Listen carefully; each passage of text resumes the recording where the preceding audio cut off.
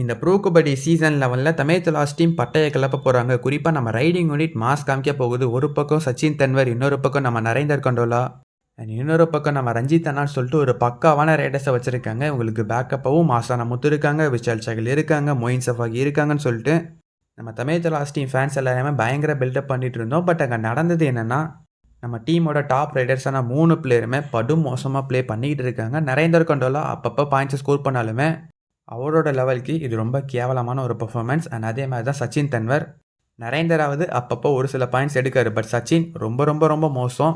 சச்சின் இதுக்கு முன்னாடி two order ரேலெல்லாம் பிரமாதமாக ப்ளே பண்ணுவார். அண்ட் அதை தான் இங்கேயும் பண்ண பார்க்காரு. எக்கச்சக்கமான எம்டி ரேட் போட்டு டூ ஆர்டர் ரேலில் போய் பாயிண்ட் எடுத்துக்கலாம் அப்படிங்கிற மாதிரி நினைக்காரு.